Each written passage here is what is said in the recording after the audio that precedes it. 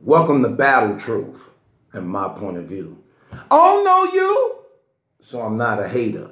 I can only give you the facts that's written on these papers. And since we have no dealings, therefore the court can care less about your feelings. I'm the Honorable Malachi Markillian, your presiding judge, chairman, and spokesperson for the One United Front.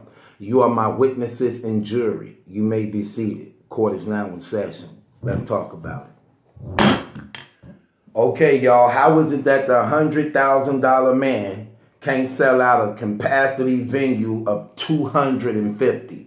How is it that the $100,000 man cannot sell out the capacity place of 250? How is that? How is that? Right. We definitely need a deductible. We definitely need a deductible. There is no way you could be asking for the money you asking for now, seeing that your worth and value really shows just how the battle rap community really think about you. It's amazing how the mighty have fallen. Now, when you look at this thing and you really begin to break it down, all the interviews, all the talking, all the jacking, even the movies, even being signed with Rough Riders, even having an undefeated battle rap record, supposedly, an undefeated battle rap record. All these accolades and things that you have on your resume to show why you can negotiate the monies you ask for, only to find out the real harsh reality of everything is how the battle rap community perceives you. You said in an interview on 15 Minutes of Fame, Mook, that no matter where you go, your price never changes. In so many words, I don't have to alter the price of what I'm worth, because anywhere I go, my worth will remain the same, because the traffic I generate and brings in solidifies why I ask for what I ask for. Booking me means you get this. So if you book me, you get this, because this is what I have behind me. This is what's following me. Okay, it's time to regroup, renegotiate. It's time to think things over. We got to go back to these contracts, brother. Because what it looks like, for the most part, is that the battle rap community has almost washed their hands with you. Anytime your event is less than a month away, and it still haven't sold out 250 seats, and you want $100,000, but can't get 250 people to come out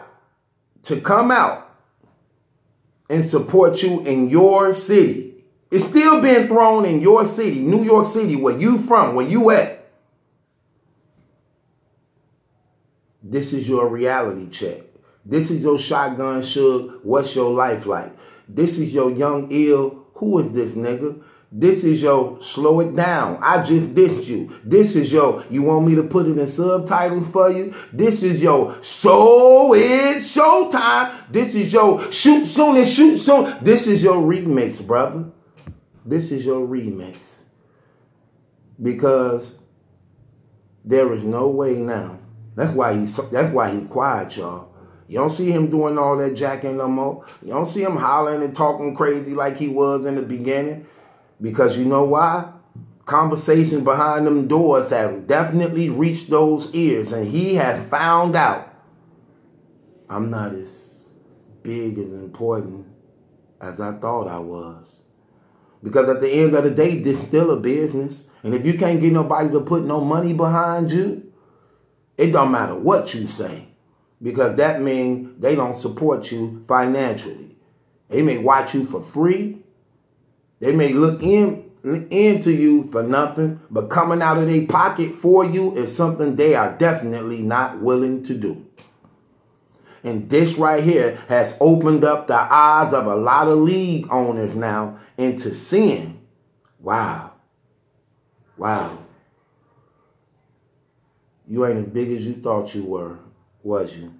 See, when you going on that smack card, that name is already established.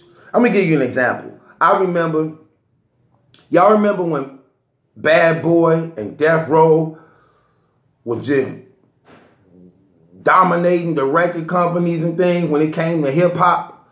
Their name was so established that even if they would have signed somebody named Bubba John, at the least, just by being on that label, would have done at least silver or gold at the least, just because that brand was behind them, that was already stamped and known for branding superstars. This is what the URL is.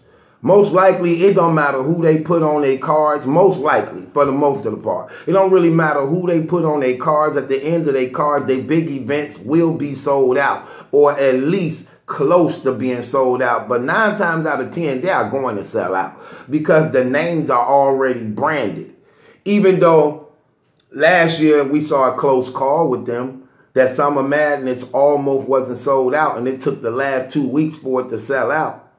Not to say that this one won't sell out, but it's just the point of knowing it's not sold out and it's only 250 seat capacity. You get what I'm saying? Now, you got him on the card along with a host of 14 others. You get what I'm saying? Along with a host of 14 others. So it's 16 battle rappers on the card, not including the most highest paid battle rapper on the card. And this place still ain't sold out. It's easy to say how big and important you are when you on a URL main stage. It's easy to say that. If you're on Summer Madness to sell out, yeah, I sold out Summer Madness. It's easy for you to say that you were responsible for that when that machine is behind you. But look at just how much value and worth these brothers is disconnected from the machine.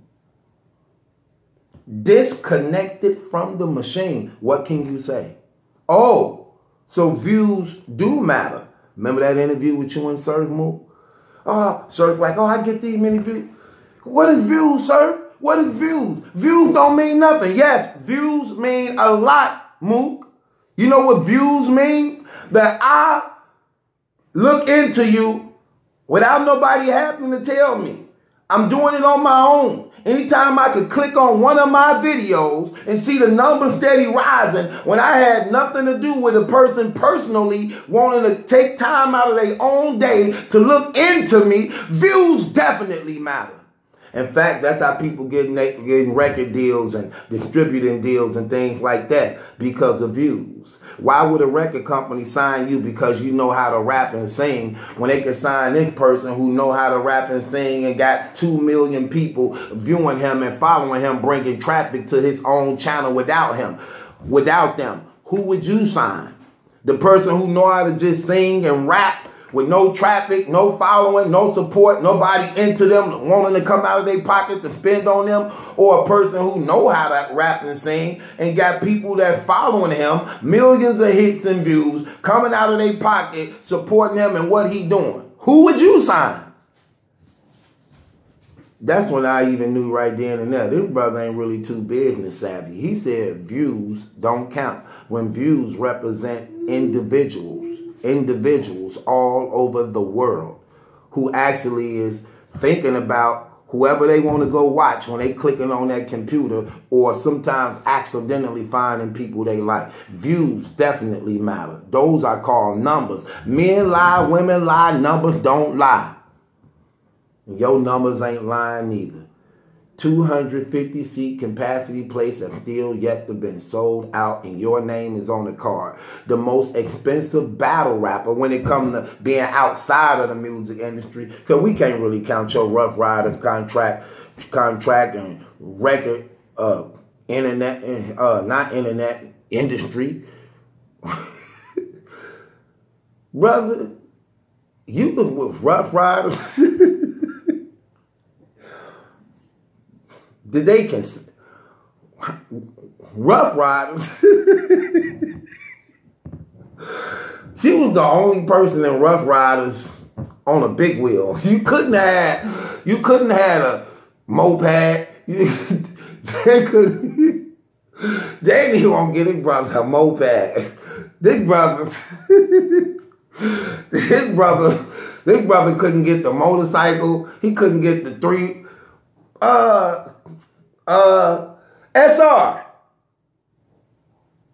SR. You still in there? Talking to one of my producer guys. What's the thing Meek Mills be riding on? He went to jail for popping a woolly on. He couldn't get on that. They told that brother you could only get on two things. You could get on the big wheel or the Ferris wheel. Before you could work your way up to the moped, the doom buggies, the motorcycles. You got to master the Ferris wheel and the big wheel. You just can't get it. Then you got to put on these skates. Before you can get in things that go with the streets, you got to put on them skates and master the sidewalk. This brother was the reason why Rough Riders broke up. This brother, his problems, everywhere he go, he mess up somebody's stuff. This brother done messed up the Rough Riders. This brother was part of the Dot Mob breakup. This brother messed up everything. Shine them talking about how they don't really rock with him and Dot Mob. Rock said he barely even seen the man. Now this brother done messed up the rare breed card. Come on, man. This don't make no sense, man. Everywhere you go, man, you just a mess. Anyway, man, we need a deductible out of you, man. How do y'all feel about the $100,000 man still not yet selling out the 250 capacity venue? And it's under a month left till this battle, with 17 other people on this card. But your name's supposed to be the ticket drawer. Now, maybe people be like, well, let's see what the pay-per-view do. Okay, let's see what the pay-per-view do. Now, I would say this. Like I'm on record saying this, I'm going to say this again. I'm going to buy the pay-per-view. I'm going to support ARP on this because he still came out of his pocket and did something. Regarding to my mixed feelings behind the whole thing, the Verb and Mook battle to me is definitely worth it alone. I'm just keeping it real. To me, it's worth it alone. The Verb and Mook is worth it alone to me. If I was paying $50 just to see Surf and Rum Nitty, I definitely would pay $50 for Verb and Mook. So I'm going to buy it and pay for it. And plus, I just want to make sure the brother gets some of his money back, man. I don't want him to take no loss like that, man. Even though I definitely believed he dropped the ball, man, period. And I put it out there from the moment this was even mentioned, what to do, how to structure, how to put the card together, and make this not just a event for that month, but where the Rare Breed Entertainment brand can continue on and continue to grow with the right things behind it. And didn't do it. Sorry though, man. It is what it is. And this is why I'm Battle Truth. It ain't my judgment that's in question. It's yours. You now have lost heavily in your stock. Got to be. There's no way you can ask for the amount of money you've been asking for now, seeing that you struggle to pack venues. This ain't even a packed venue. 250 people. You know that's like a bar setting, right? That's not even a club setting. That's a bar setting. And in New York, one of the most overpopulated cities in the United States? No. No. No, no, no, no, no. Not saying you the greatest of all time. Not saying you the Jerry West of the battle rap community. You the logo. Not saying you the GOAT. You the logo. You undefeated. No, no. And with that being said, I'm going to leave it up to the people, y'all. He definitely had to lose tremendous stock and value behind this one. It's amazing. Now look what the URL saying, like, yeah, you don't look so important and big without our brand behind you, do you? Not at all. See, it's easy to say that when you did the Slim Shady Joe Budden thing. It was easy for you to think that place was packed because of you, when Eminem name and Joe Budden name was on it. See what I'm saying? Summer Madness, Iron Solomon. Yeah, it was easy to think that that place was packed because of you. Right. When Rex and Verb were the forerunners of the game at that time. The best from the East was going up against the best from the Midwest. Right. You saw who Puffy put that money down on. That battle. Not yours or Lux. So it definitely appeared to be that way. See what I'm saying? When that machine is behind you, you seem to look more important than you really do. When you disconnected from that machine, look at your numbers. Look at Surf numbers disconnected from the machine.